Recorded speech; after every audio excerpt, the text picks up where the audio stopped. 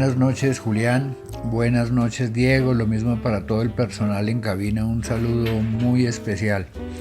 Me agrada muchísimo el corazón estar con todos y cada uno de ustedes, amables oyentes, en esta noche donde vamos a hablar un poco sobre lo que es el alcoholismo y las tipologías que describe Jelinek, donde describiremos un poco de historia en los acercamientos científicos que ha tenido el proceso de describir esta enfermedad, de manera tal que cuando hablamos de un alcoholismo como tal, debemos siempre llegar a entender de que no todo consumidor de alcohol es alcohólico.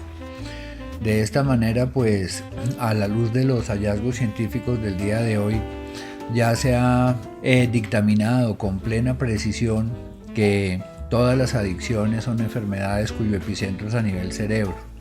Es decir, que estamos hablando de que hay una base neurobiológica, básicamente en el circuito dopaminérgico, que es el circuito que capta la dopamina, que es el neurotransmisor del placer. Entonces nosotros estamos viendo que hay un compromiso en la amígdala, en el hipocampo y en el núcleo accumbens, que son centros cerebrales asociados al placer y a las recompensas, y de igual manera al control emocional. Así que nosotros estamos viendo que en los años 60, un norteamericano de origen ruso, Jelinek, nos dice el doctor Jelinek, a través de sus análisis muy minuciosos, que él llega a establecer básicamente 5 tipos de alcoholismo. Al inicio él va vislumbrando 4 nomás, y de ellos denomina el de alcoholismo alfa, que es la primera categorización según la tipología de Jelinek. Básicamente aquí vemos que hay una dependencia al alcohol puramente psicológica, de modo que no hay indicios de un síndrome de abstinencia, y cuando hablamos de la abstinencia no estamos hablando desde el punto de vista psicológico, porque psicológicamente pues también puede existir un hábito ya bien formado, y es cuando empezamos nosotros a establecer la gran diferencia entre el hábito y la dependencia. Por ejemplo, cuando hay una dependencia, existe una dependencia cuando ya existe ese componente a nivel cerebro. Cuando se sabe que hay un componente a nivel cerebro, porque está caracterizado básicamente por 2 aspectos fundamentales, que uno son los pensamientos intrusivos de consumo. Muchas enfermedades mentales están caracterizadas por los pensamientos intrusivos que llegan a la mente. Aquí tenemos que llegar a una clarísima diferenciación entre lo que es un trastorno obsesivo compulsivo y lo que es un trastorno por consumo de alcohol. El desorden obsesivo compulsivo es un desorden de la personalidad que, aun cuando tiene de base una ansiedad y caracterizado por pensamientos intrusivos, básicamente la persona desarrolla un comportamiento o una acción motora para atenuar o aliviar la ansiedad. En el siglo pasado, en los 80s, en los 90s, varios investigadores norteamericanos y canadienses postulaban al alcoholismo como un desorden obsesivo compulsivo.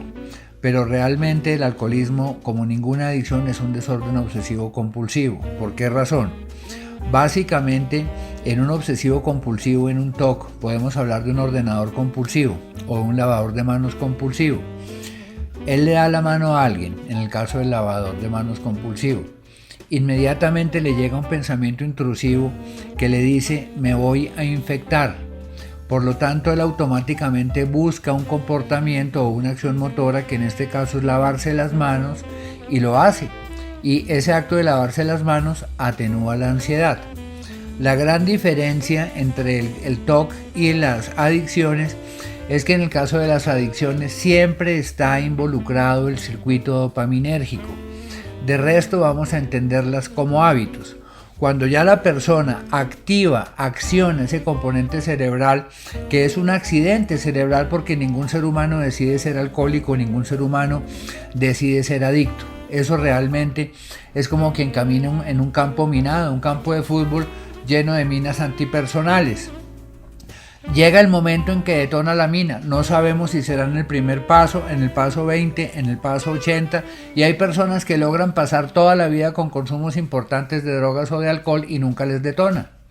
Pero ya cuando la persona se hace adicta, en este caso se hace alcohólica, es porque ya detona un componente a nivel cerebro y nos sucede básicamente el fenómeno de pensamiento intrusivo de consumo, la apetencia, que es lo que los norteamericanos llaman el craving, que es un deseo indeseado. De manera tal que después de ese deseo indeseado o esa apetencia, ese craving, va a venir la proyección de consumo controlado, porque evidentemente el adicto dice voy a consumir controladamente unas pocas copas, y resulta que arranca a consumir y ya el cerebro está engranado en ese frenesí del consumo y no puede parar, ¿sí? Entonces el alcohólico no es que no pueda tomar, el problema es que no puede parar, ¿sí? Porque la gran diferencia entre el bebedor normal y el bebedor alcohólico es que el bebedor alcohólico busca la embriaguez y el bebedor normal rechaza la embriaguez.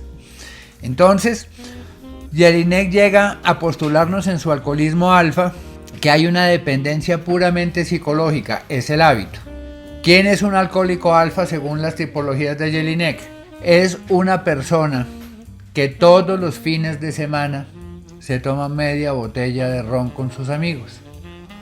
Él llega a la casa normal, no maneja embriagado, hace las cosas puro normales, no hay gasto de dinero excesivo, no hay sexo indeseado, no hay comportamientos disruptivos o anómalos. Entonces vemos que ahí hay una dependencia psicológica. Si ese señor sale a la reunión con sus amigos y no se toma el alcohol, no es que vaya a tener una abstinencia, pero ahí se marca la dependencia psicológica. Entonces así nosotros estamos viendo que ya se pasa de ahí a la descripción del bebedor beta o el alcoholismo beta, que es un bebedor regular que no ha desarrollado la dependencia física ni psicológica, pero presentan complicaciones a nivel biológico, ¿sí? Estamos hablando de que este tipo de alcoholismo es el de la persona, por ejemplo, que está acostumbrado todas las noches a tomarse un brandy, ¿sí? Un brandycito. Llegó a la casa, comió, se toma una o media copita de brandy. Pasaron 10 años, pasaron 20 años. Él nunca ha agredido a la familia, nunca se ha puesto furioso, nada, pero desarrolló ya problemas renales o problemas hepáticos. Entonces estamos nosotros viendo que aquí hay un alcoholismo beta. Es la persona que desarrolla complicaciones biológicas, no psicológicas, complicaciones biológicas por el consumo de alcohol. En el alcoholismo gamma estamos viendo ya al bebedor excesivo con clara pérdida de control, que muestra dependencia física y un trastorno psiquiátrico subyacente. Entonces, según las tipologías de Jelinek, el alcoholismo gamma es el bebedor excesivo que ya desarrolla, sí, lo que hablábamos con anterioridad, una premorbilidad y una comorbilidad con un diagnóstico psiquiátrico subyacente. Nosotros tenemos que dejarnos de todos los tabúes que hay acerca de las enfermedades psiquiátricas, porque son tan normales y tan comunes, incluso más que muchas enfermedades.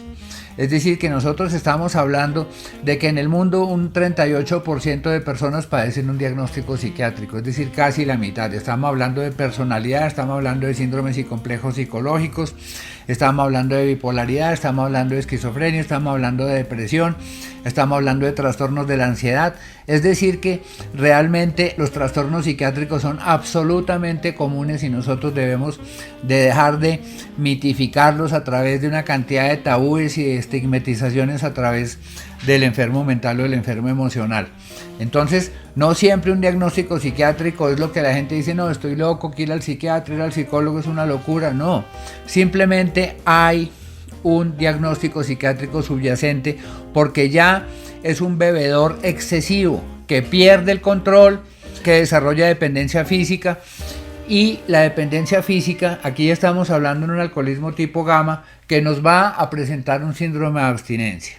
Entonces estamos hablando, por ejemplo, la persona que bebe no puede parar, de pronto le da por romper objetos o le da por pelear con los vecinos, que es una querulancia completamente asociada al consumo de alcohol, y realmente lo que estamos viendo es que el alcohol únicamente es como un telón que se corre y deja ver lo que hay en el inconsciente de la persona.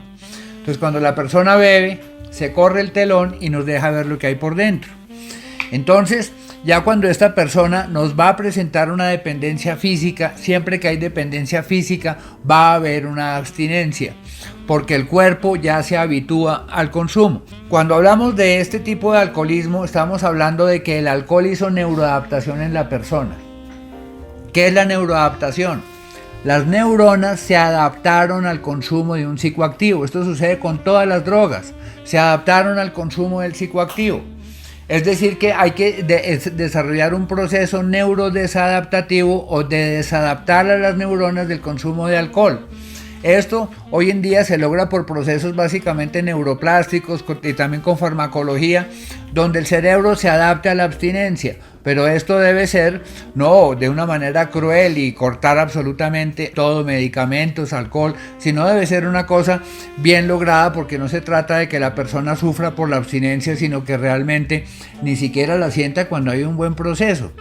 Entonces, cuando estamos hablando de que hay una dependencia física, esto puede llegar a casos muy extremos, que se nos puede presentar incluso en alcoholismos tipo gamma, tipo delta, donde ya la cronicidad del consumo es muy alta. Y estamos hablando nada menos que del delirium tremens. ¿Qué es el delirium tremens? El delirium tremens es un síndrome asociado, un síndrome de abstinencia, que es acute withdrawal, el síndrome agudo de abstinencia, porque se corta el consumo de alcohol subrepticiamente y suele suceder después de 30 días de consumo alto. Aquí estamos hablando de que el consumo alto no se puede medir únicamente en la cantidad de licor, porque en un alcohólico crónico la tolerancia ya ha bajado. Cuando hablamos de los umbrales de tolerancia ante el alcohol, estamos viendo que al principio la persona se embriagaba con 5, después con 10 cervezas, después con 15, después con 35. Ya cuando el umbral de tolerancia está demasiado alto son 30, 40 cervezas y todavía no está del todo embriagado, y después los umbrales caen. Entonces, cuando estamos hablando de un alcoholismo tipo gamma ya con dependencia física, generalmente los umbrales están absolutamente bajos, es decir, que con una copa queda completamente ebria.